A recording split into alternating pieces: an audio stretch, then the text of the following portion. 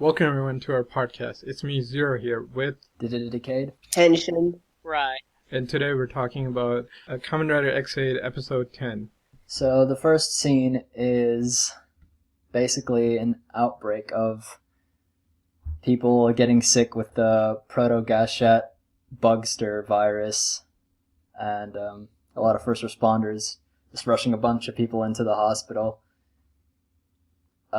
because, of course, they're infected with the Prodcast, not the completed Gashet virus. So to cure the people, they're going to have to defeat Graphite.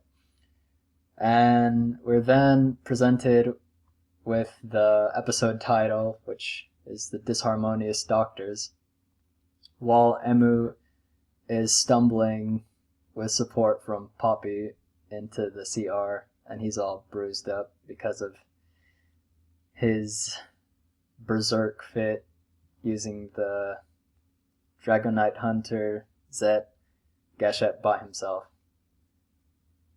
Any thoughts, Zero? It was interesting to see so many people infected. Interestingly enough, I think this is the first two-parter, because I thought last week's episode closed out the arc, but I guess it didn't, because the deputy director, I guess, of CR and from the health ministry, that guy's still sick. All the people who were infected with last week's virus are still sick, which is one of those weird things. Is Dan did say that the proto-gashots are more strong, or no, I guess Perdo said they're stronger, but they can kill you. So maybe this is one of those things where it's the standard Bucksters are dangerous, but because they're more stable, their infection goes away, whereas the proto-gashots one stays. Another interesting thing was one of the first responders comes in, and you see a woman, she's on a stretcher, and they call out her name. This was weird because it's super descriptive. It's Yamato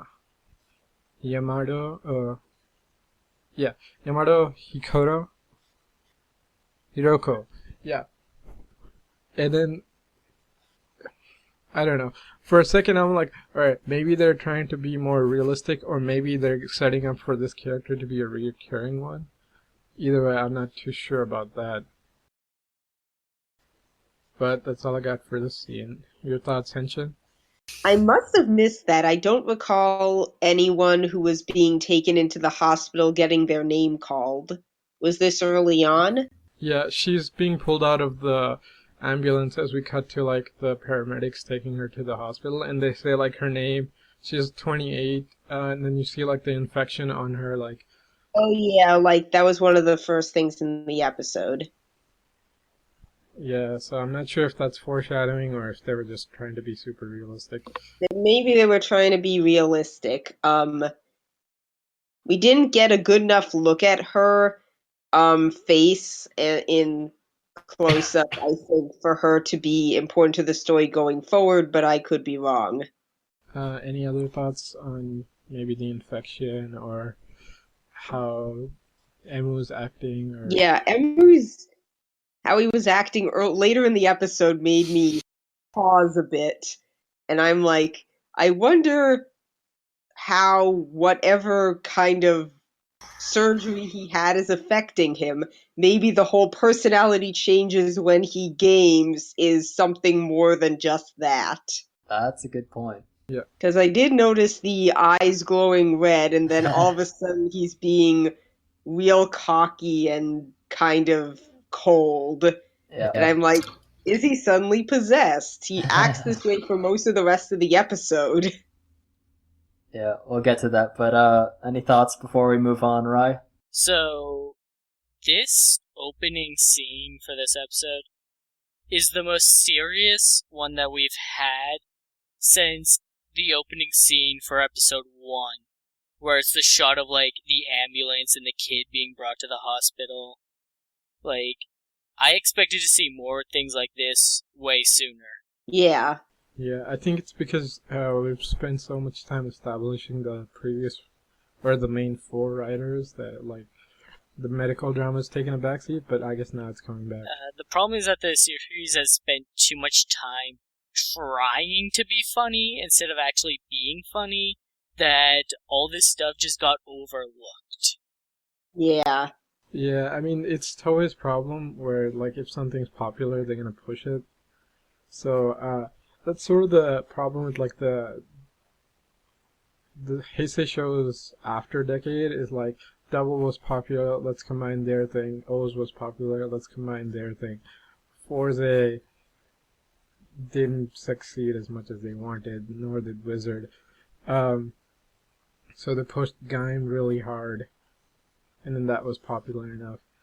So, it's one of those things, like, Toei gets a thing that's succeeds, and then they try to, like, repeat it, and what ends up happening is they force a lot of stuff, so, like, the humor tends to be a little more forced. I mean, this is handling it a little much better than Drive. Man, Drive was not good when it came to humor. But then again, the lead writer for this did write for Lupin the Third, so he's probably doing a lot better handling the action and drama. Thanks. There's only so many times you can have Emu trip over nothing. Yes, that's true. I mean, at least they stopped doing it for the last 2 episodes. At least the worst one was in the first episode when he fell on the cart going down the hill. Oh, that was so terrible. That was the worst. Hey, maybe they're trying to send a positive message, not to play too many video games. What? What's the message? Or else your eyes are going to go bad and you're going to be tripping everywhere. Take a break from the video games. That is so harsh for a gaming show, but so realistic for standard non-gaming media.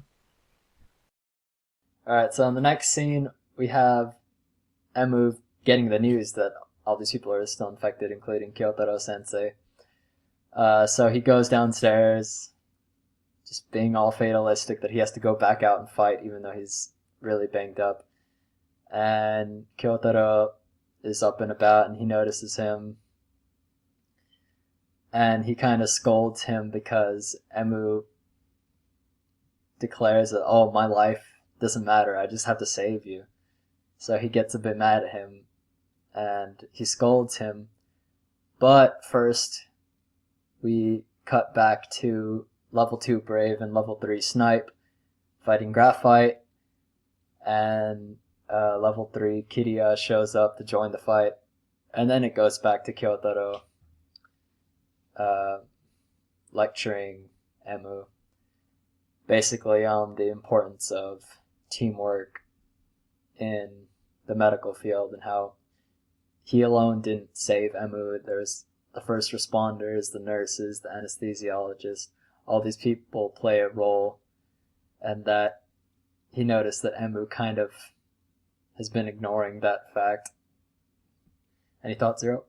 Yeah, that was a very good point. It's like, these guys are all doctors, and they're acting like a bunch of idiots.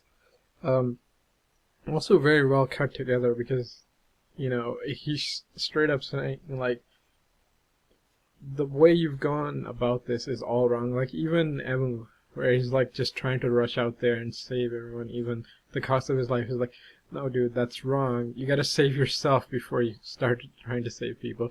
And also, like, doctors shouldn't be fighting. It took a whole team to save you. Which sets up this episode, probably sets up this arc. Pretty good cut in between those.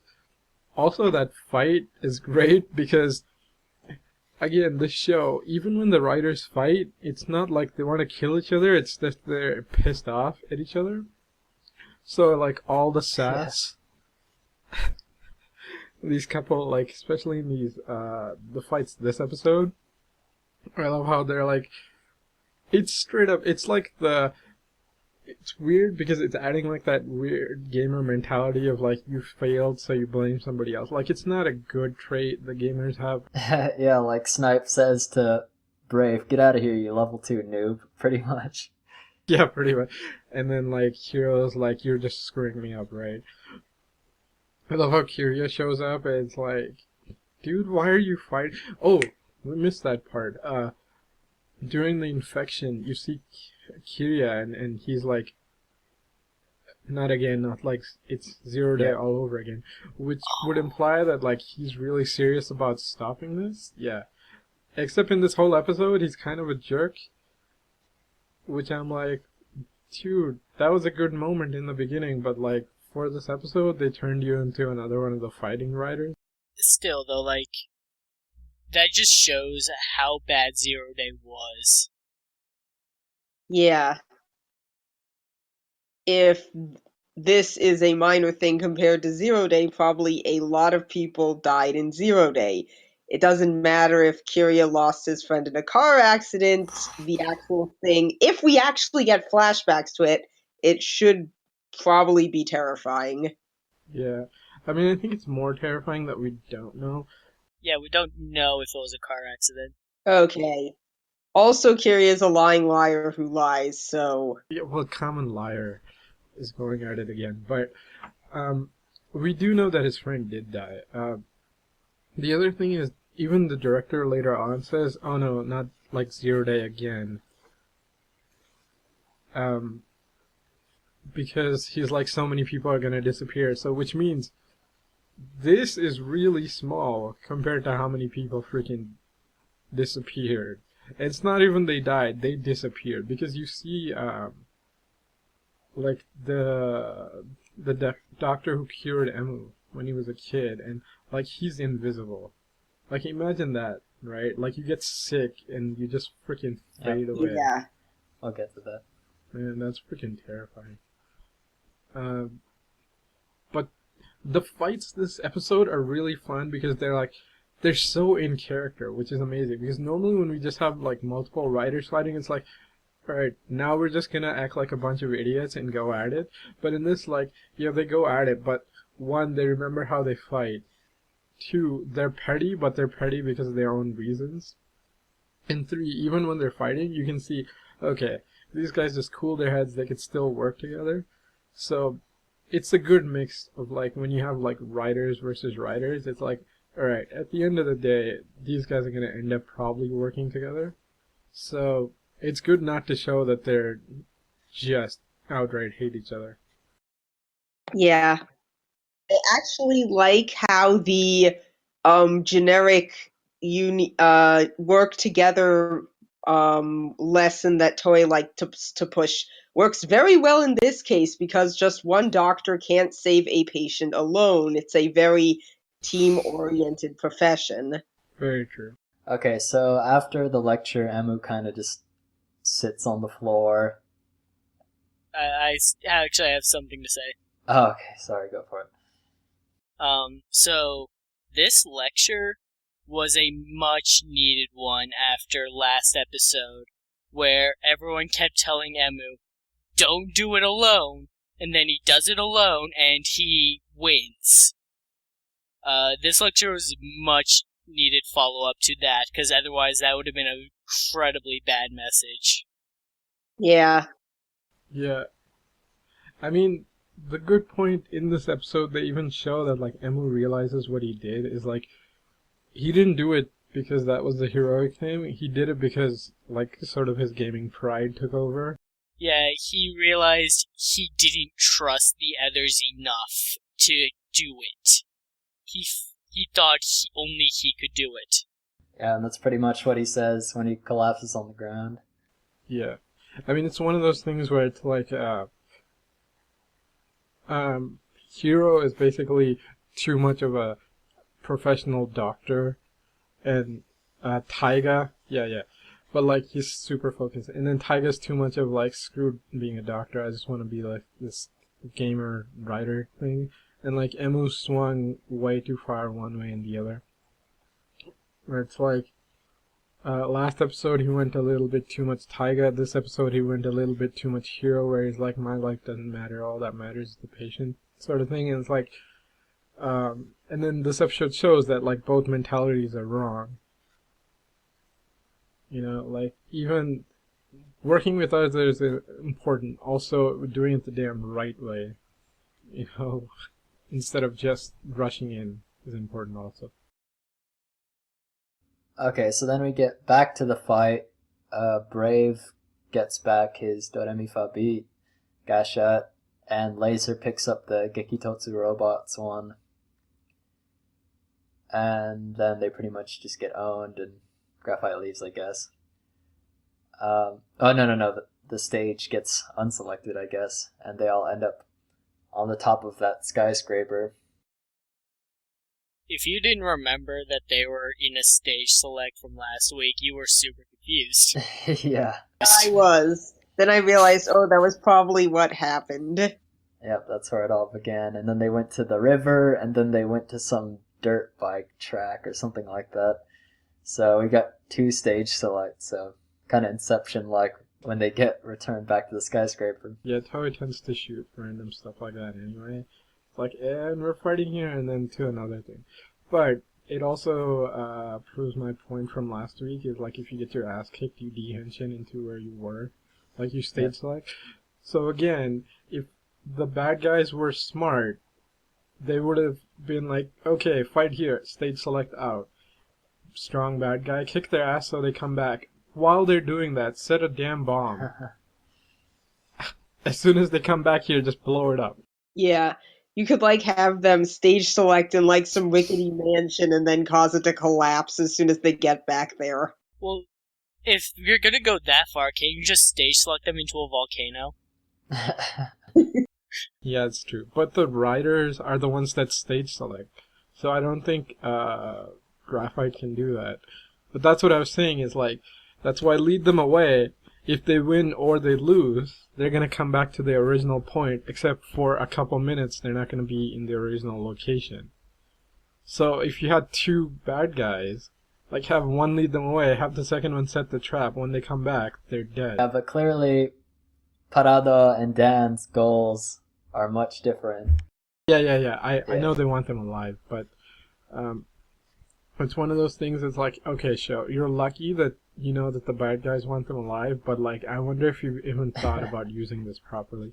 Because last week they forgot to use the damn stage select to take the infection away. They just went there for the fight. I'm you have the ability to teleport things. Teleport the damn virus away. Right? Because the mooks get teleported away when they fight. I'm still not sure how the whole stage select thing works. Yeah, I think it's just a gimmick that Toei is okay, you know how we randomly switch locations? Yeah, let's just give a reason for it. I mean, at least it's better than Oza's sword, where it's it just slices reality in half and it resets, and it's okay, that's cool, but isn't this the most broken thing on the face of the earth? Oz. When he has the cell charge and he slices and then reality just goes sideways for a second, then the attack finishes and it comes back. Sorry, it's been a while since I saw him use that, because he drops it after a while. I know. It's one of those 2 OP things.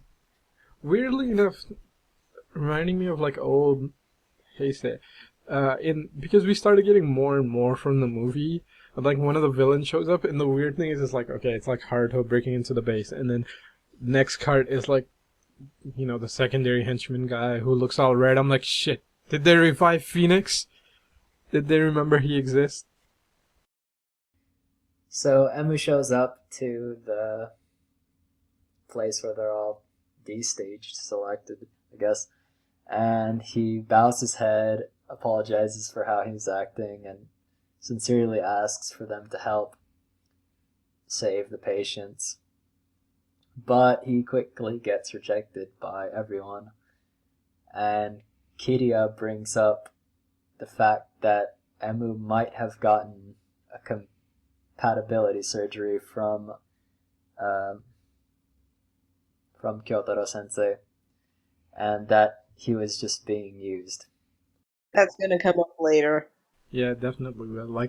At this point, I don't know if Kiria Sensei is a good guy or a bad guy.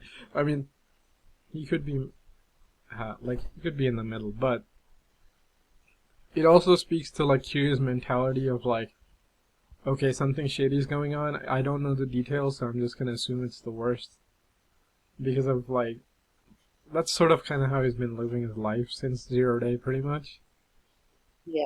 So a good character moment. Also a good character moment that, yay, we're not friends because you said something nice. Which was great because I was so thinking, oh, he's gonna give a moving speech and we're gonna be like the Sentai Squad. I mean, that happens later on, but it's not because of the speech. So what did you guys think of all four of these guys on that rooftop? I actually didn't expect that they'd agree, because Emu to them is this naive guy who's constantly getting in their way of their various goals. But the bad thing is that this led to Emu sulking for a while, and I was kind of hoping that Asuna would slap him until he started calling everything, and I'm like, that's what he's doing. As for Kujo, he is not really my favorite character, but the most interesting character in the series because he's more than two-dimensional. He is interesting. I mean, Laser is my favorite too, but another thing with like, yeah, at first I'm like, dude, you got like one setback, you're gonna sulk, but realistically, like, for this two-parter, it's been a really bad day for Emu. Yes. Like, first he's gotten beaten by the Bugster multiple times, Graphite almost killed him, like his childhood hero almost died because he couldn't do the job, like all these people got infected, his like one shot at doing the nice thing of like, hey, let's get the team together just backfired. So I'm like, okay, taking that all into consideration, like, yeah, I can see him sulking. It's weird that it cuts back to them later and it's night. I'm like, how long? How long were you sulking about? Yes, your mentor could have died in the ensuing time. Yeah, that's right. It's like nighttime when we cut back to him. Right. So, one thing I'd like to point out is that when Hiro is telling Emu to piss off, he says, I don't work with an intern and an unlicensed doctor. He doesn't say anything about Kira in that sentence. Kiria. Now, of course, he wouldn't trust Kiria because chronic liar, but he didn't say anything about him at that time. Yeah, it's a very good point, but I think either he thinks it's so, like, a given that, like, he wouldn't work with Kiria because, like, he's the one who basically convinced, like, all the other writers that Kiria wasn't trustworthy enough. Or that maybe he's starting to become a little more flexible, whereas, like, alright, if option is intern or this crazy unlicensed doctor guy, I might still back the liar. I mean, I might use the liar as my backup. Kiria is still a certified mortician. He's got that going for him.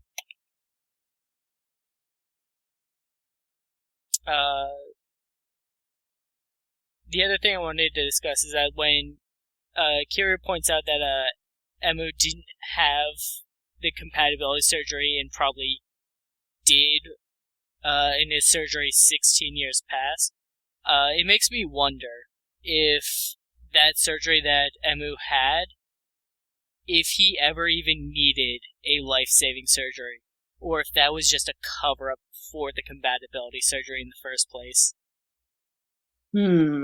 My question is, were the Bugsters a threat 16 years ago? Probably not, because Zero Day only happened 5 years ago. We're probably looking at the origin inside of Emu. Yeah, so he might be in Patient Zero. I mean, that's just a theory that, like, not necessarily the origin, but Emu may have been an initial test subject to test the virus on people, and the results are different than what we're getting now. Okay. Emu may have unintentionally, like, inspired the compatibility surgery by being effectively a guinea pig for seeing how the Bugster's virus's effects work on a human. That's just my thought. Yeah, it's kind of vague right now, so it could be either he was Patient Zero or he was the prototype, but I don't know. It depends on how much. Shit, I keep forgetting the doctor's name. The one who saved Henry's Kyotaro. life. It depends how. Kyotaro, yeah. Yeah, Kyotaro. Kyotaro. Yeah, Kyotaro. I wonder. I mean, like, it depends on how he turns out. Like, if he's a good guy, like, it's probably accidental. If he's like, if this goes all Cyborg 009 or more Cyborg 009, this would be interesting. Where he's like, he's less of a good guy but not evil. Or maybe he did something super questionable back in the day and he's a good guy now. Like in Cyborg 009, where you have Professor Gilmore. Basically what happened was he was like a brilliant surgeon. And then he wanted to be like the top of his field, so he went to like Russia because less operating restrictions and stuff. To be at the cutting edge of like surgery and stuff. So what happened is he was performing like leading edge surgery, which was at that time like, you know, artificial heart replacement and things like that.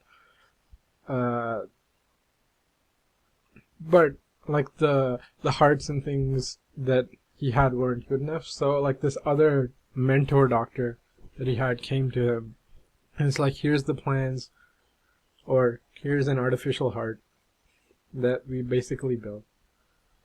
Try to use this, and it's like this super brilliant design, and he uses it. Surgery succeeds, patient still dies. Because of basically like biological rejection.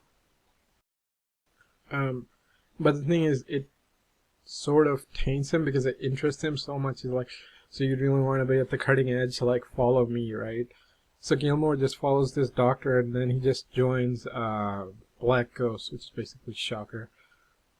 And then later on, he makes the Cyborg series, like going forward, till 9, which is years down the line, which was supposed to be a mass production unit, but he's like, I can't do this. And so he broke them out, and now he's helping them. So maybe Kyotaro is like Gilmore, where he's like, he did something super questionable back in the day. Because the thing is, Kiryu also says like, you performed the surgery, but you weren't the savior. So like, who gave him the tech to save him? Like, what did you do? Maybe that's why he's trying to be like, fight the Bucksters now to make up for it. So again, considering like the show's been doing a lot of callbacks to a lot of older writer stuff, like Heisei, Showa stuff too, and because Ishinomori also made like Cyborg 009, it would be interesting, especially for a writer who worked on like Lupin the Third. So obviously he must know like older material. Also because this is the 45th anniversary season.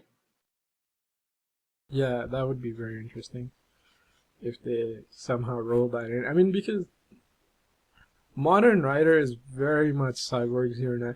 Actually, it's more very much in the shows, it's very much Gavan. In plots, is very much Cyborg 09.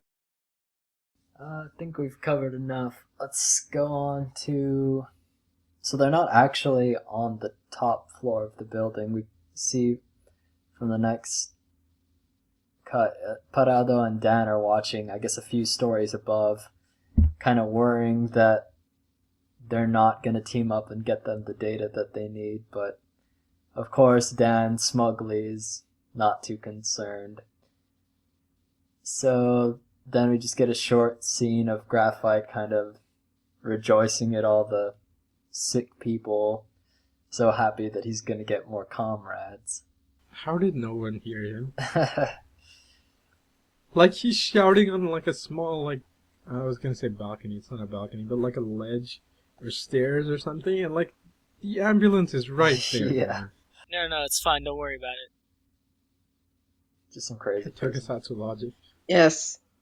Technically, he was talking to himself, so nobody heard him. Yeah. So then, the director of the CR goes to check up on Kyotaro Sensei, and he's pretty much see through, and he's freaking out because he thinks that he's completely disappeared or ran off somewhere.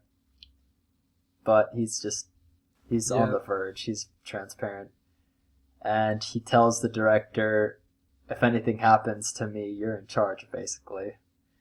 So we can see that he's not evil, for sure. He's definitely not evil. He's concerned about the patients. I mean, like, I didn't mean he was... Well, who knows? Yeah. I meant more like he did questionable stuff in the past. That's more of a possibility now, especially after the scene. But first when he goes in and he's gone, I'm like, God damn it, can they not let, like, anyone escape? Yes, this hospital security sucks. I know, but he's like an almost dying man, like, down a giant elevator shaft. I'm like, come on, man. But then he was invisible, so that's better. Yes, hospital security is so bad that when a person turns invisible, that's the upside. I mean, I could tell that he was invisible, like, once the director walked on screen, but... Yeah, I mean, that joke was a little telegraphed, but, you know, realistically, imagine just walking in and, like, where's the patient? He's invisible. Holy shit, man. For a second, I was like, wait, are we actually gonna have... No, it's too early. He can't actually die, Cody. Emu does need to learn to use a patient at some point. Yeah. Yeah, but not this guy. He would just go over the edge. I mean, he's barely keeping it together in this episode. Any more thoughts on this scene? I honestly, once the Kyotaro mentions, oh, if I go, then you, director, will be in charge. And what I said was, well, then humanity is screwed. That director needs to grow a backbone, like, seriously. Oh, yeah. He is afraid to say anything in front of Poppy. No. I'm thinking they're just playing that up for the comedic effect, but it could be like Drive, where they're like basically Drive, the commanding officer person, where he's like, for the first like half of the show he's like comedic relief, but like every once in a while you can see that like if he gets serious, this guy could be serious. We've seen the director kind of like have a few of those moments already, so I wonder like later down in the show if he's gonna switch tune from being like comedic relief to actually stepping up. I mean, considering he's like a veteran tokusatsu actor, so... Well, in Drive, was it funny? No, Drive was way worse than that. Oh, great. Can't wait to watch it. I don't know, I like the main guy in charge. I thought he was a pretty funny old man. So, then we go back to Emu, who's distressing on the roof. It's nighttime. He then calls up Hiro, who's being attended to by two young nurses, and offers him the Dragonite Hunter Zet Gashet because he's clearly the superior surgeon, and he's not just an intern. So then they meet, and surprise, surprise, Taiga and Kiria show up too because they've been promised the Gashet. To which Emu kinda switches on and basically challenges them, basically to come and take it. And then they all henshin into their forms and dish it out. Yeah. Was anybody else surprised those two showed up again? No. No. I called Emu calling all three of them. No, that's not what I meant. I meant the nurses. Oh, those were the nurses from the second episode. Does Hiro have those around all the time just so he can have like a mini harem? He also got a really nice room. Like, I was shocked to see a big flat screen in there. Being the director's son comes with perks. And, like, one of them was hanging his coat up in a closet for him. Yeah, I mean, that is something they do, but man, he's starting to come off as like a rich brat so much more. Well, until later in the episode. So, basically they all attack. Oh, during the fight, Laser drops Gekitotsu robots, and Emu gets that back. And then they do the Doremi-Fa Giri Giri critical finish on the, I guess, the dragon, sort of weird, the dragon machine thing that separates from Emu. And then the gashette splits into 4 separate gashettes. And then Kiria comes to the realization that they've been duped into working together. Such a horrible thing, right? Yeah. Is this like the first? I mean, it's a super basic thing where it's like, all right, I'm just gonna call everybody to take a piece because that way no one person can get a piece. Like, I don't think I've seen that in Rider, but I mean, like, it's very standard, like, hero show move. But also very clever with, like, alright, Emu knows they're all gonna fight for it because here's the thing, you have to seal it, and the power came to the person who sealed it. Interesting realization that he figured out a 4-player game that you can, 4 people could seal it. That was genuinely a clever solution because it's like, alright, they're all gonna fight for this damn power, might as well split it up. Because if I hand it to one of them, these assholes are just gonna fight it out anyway. So it's pretty clever to trick them. What did you guys think? Tricking them was probably the only, and then splitting it was probably the only way they were going to actually have the same enemy instead of constantly bickering and attack each other as they did earlier in the episode. So with Emu's personality change in this scene, this is the first time we actually get a notable personality change. Like, before when Taiga comments on it, all we had to go off of was that when he transforms, he becomes a bit more confident, he becomes a bit more energetic, and a bit more just outwardy in his personality. But here, we just see him become super arrogant. Oh, yeah. Like, this is the first time we actually see a real personality change. Yeah. Plus, his eyes haven't glowed red before. That was more of a purple. Okay.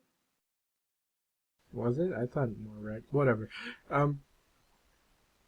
Interesting effect anyway. I mean, I wonder if that's something to do with, like, his surgery, or maybe it's just a one-time thing. Like, I hope it comes back. It would be interesting if that's one of the things that happened to him because of the surgery. Also, when he henshins, no hair flick this time. So I'm like, oh, clever touch because his personality already changed. So they didn't do the hair thing. I'm like, alright, nice thing. Show you're paying attention to the details. So then they stage select to Graphite's location, which again is kinda... They did not stage select to Graphite. They teleported him to them. Yeah. Yeah, they summoned him. That was weird. Well, even then, that's kind of strange. It's even stranger. Yeah. So he I mean, especially because Graphite had no idea that they could do that, and he's like, okay, so you did this to me? And then, like, Poppy does it, like, by herself. It may have been a function of Dragon Knight Hunter Z, in that, like, that was their target, so it brought their target to them. Yeah, could be. Oh, that's cool. And then we get a quadruple henshin to level 5 of their respective pieces of the Dragon Knight Hunter Z. Yeah, and then Kiria gets more stuff, like always. Yeah. It's so weird. It's like, and then it's like the gun, the sword, and then it says like the legs for Kira. I'm like, all right, The okay, claw. you got legs. But it's like Claw. no, the claw, and like, dude, you already had armor. How much more crap do you want on you? And then like Emu's just the fang. I'm like, the fang? Like, I don't see any blades or teeth or anything. No, it's just a hairpiece.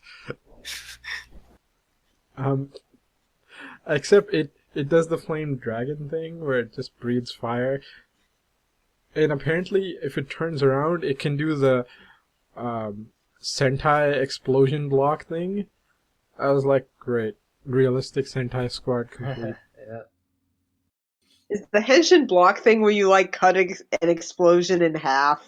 Yeah, I mean, like, when he turns around, like, Graphite fires something, and, like, it hits them and it explodes, and you just see Emu just turn around, and then, like, he puts out, like, some kind of energy field thing, and it doesn't hit them. It is super unclear what happened in that scene. Yeah, I'm watching it again. It really is. I was gonna say, I hope that's its ability, because if it's just breathing fire, it's the most useless. Emu does also have wings. Maybe, like, those were the shield? Maybe. What do you think that could be? It looks like they all kind of attack. I don't know. It's weird because everyone else looks like they're shooting or slicing or sending some sort of attack towards Graphite's attack.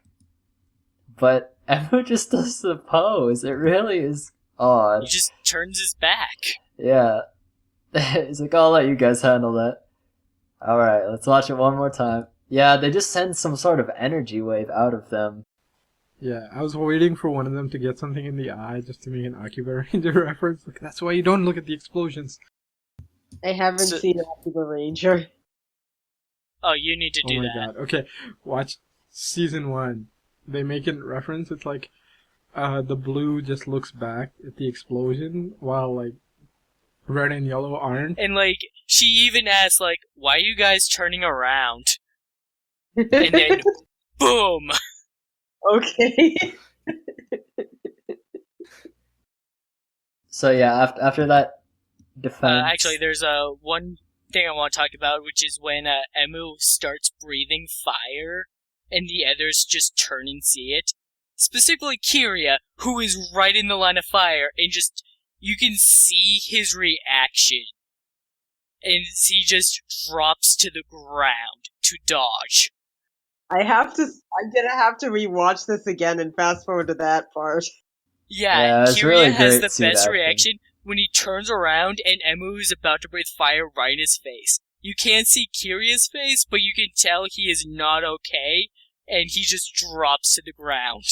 Yeah, he falls on his back and does like a semi-split, just his legs in the air, dodging that fire. Did this show like have a Matrix style bullet dodge in a past episode, or is that something else? I think it's just Kiria. He can do whatever he wants now. I think, yeah, he does. Weirdly enough, his form is so bulky, but that thing can move out of the way of anything almost at this point. And like, I think the only one who can dodge more is like maybe Taiga because he's the most experienced. I mean, like, Emu dodges too, but like, his suit is a hell of a lot more nimble than Kiria's, and Kiria manages to dodge like basically everything. Also, these fights are freaking great because like you can totally see normally when like something happens in a rider they do like the dramatic like dude how dare you or something like that, right? In this one it's straight up like bro what the fuck man, like what the fuck, you almost toasted me there, and they like go at it. I was like, that's such a realistic reaction. It's like you can see, yeah, these guys in these suits would have just this reaction. Like there's no like, oh, we're writers, we gotta make this scene look cool even while we're fighting. I really like the kind of Sentai-ish moment right before they do their critical strike, where they all kind of say their catchphrase. And just the suit acting is really good because, I mean, Emu and Hiro do their typical poses, but then Taiga's character like barely moves. And then it cuts to Kiria just dancing around. It's such a great contrast there. The weird thing is, like, he's so weirdly out of character because, like, at first you think he'd do anything to stop Zero Day, but then, like, you see him fight, I'm like, you know, you're sort of out of character, bro, but you're, like, having the most fun in the show, so I don't care. Yep. I'm like, if I was to team up with any writer, it'd be, like, Laser right now. Yeah. Just because he seems to be having the most fun. Any more thoughts on this fight? We still don't know what the villain's deal is, and we get rid of one villain at the end of it, and I'm like, Drive may have flaws, I haven't seen it, but doesn't the villain's motivation get explained a bit earlier than... In Drive? Yeah, I may be Drive? completely wrong. No. Drive, it took a while. Alright. Some villain plans are, like, obscure for quite a while. Like, look at Agito, and how long it took us to find out what was going on, and how disappointing the answer was. Okay, Agito's a mystery, so its whole deal is that, you know, if you figure it out, the show's sort of like...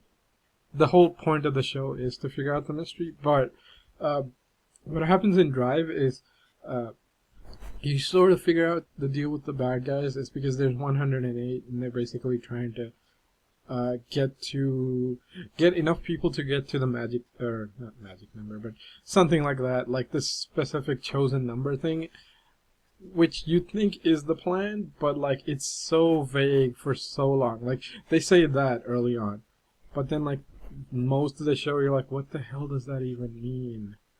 Like, does the show know? Do the villains know? Like, I mean, they do sort of explain it later on, but like it starts to get annoying. So it's one of those things where, like, yeah, they sort of tell you early on, but they don't explain anything about it till way later. So it starts to get a little annoying in Drive. Okay. The only one that really like sets all of its cards on the table and like, alright, you know everything, and the show is still gonna continue, is like Blade, where it's like 2/3 of the way through you know everything that's gonna happen or going on, and then like the last third of it's like everything playing out, like everybody's fine. But that's because Blade was like basically two different writers, and like they had very different styles, but it's interesting. Okay. What's with the I talk about Kamen Rider girls? Click on the actual link. Okay, let me see. Alright. Loading. Oh, there's... Okay, it's a GIF.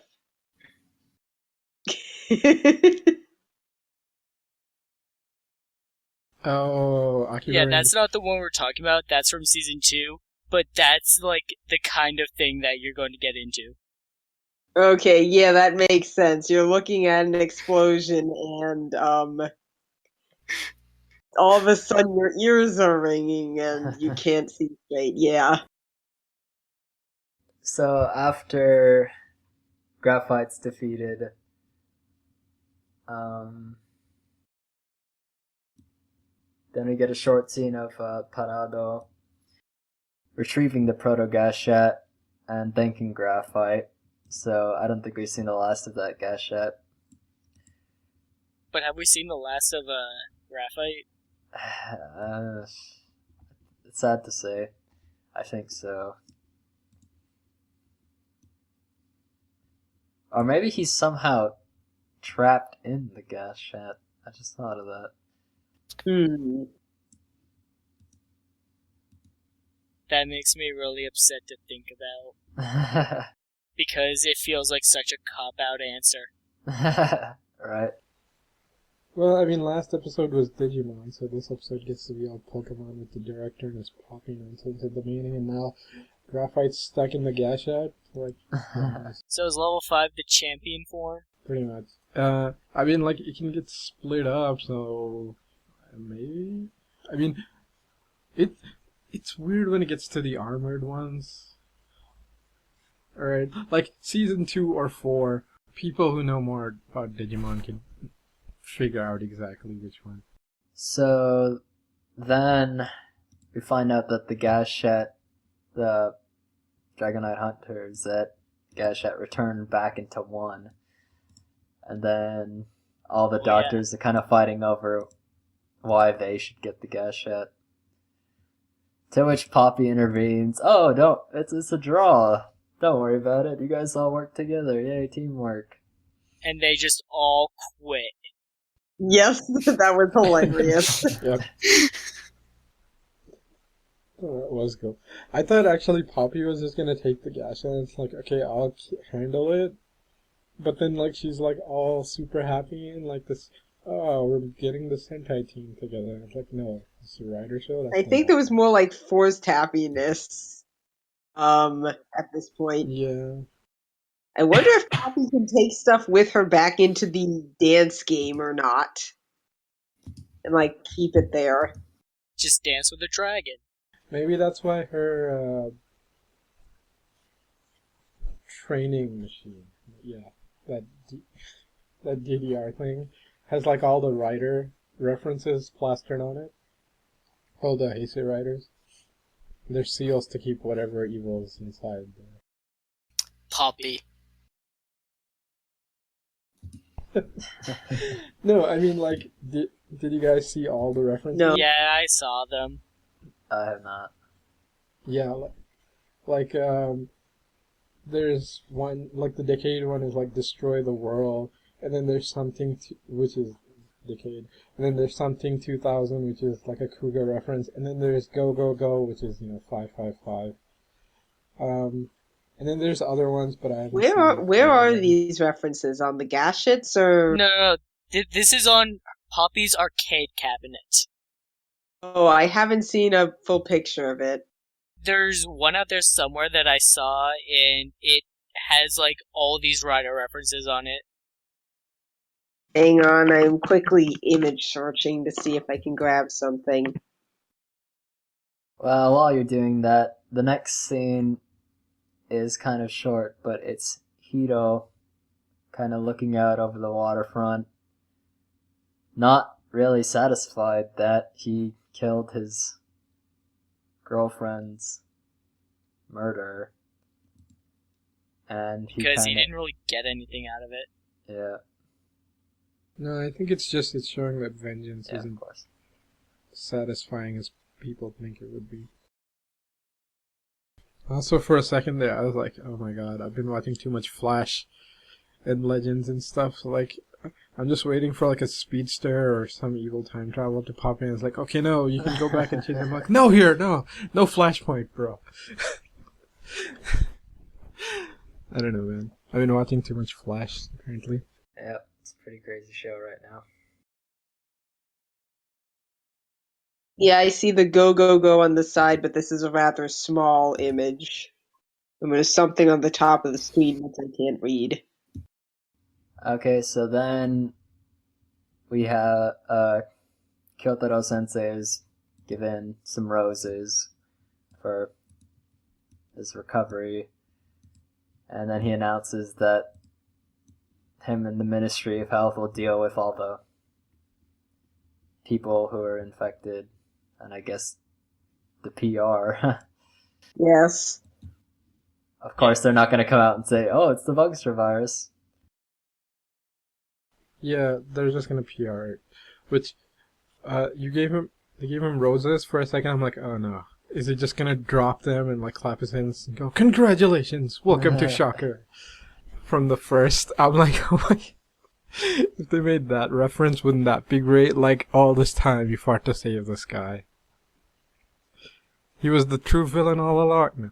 I mean, that's not gonna happen, but man, that would have been one hell of a twist. So, yeah, he thanks Emu, and then Emu thanks him for kind of waking him up.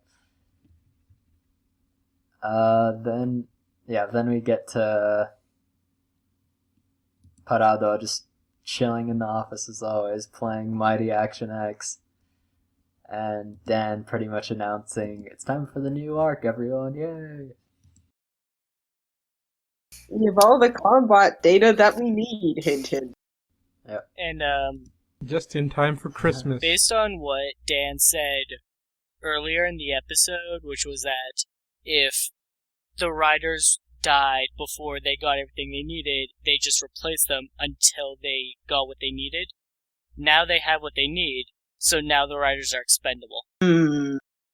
Like, starting now, Graphite would have been allowed to just finish them off.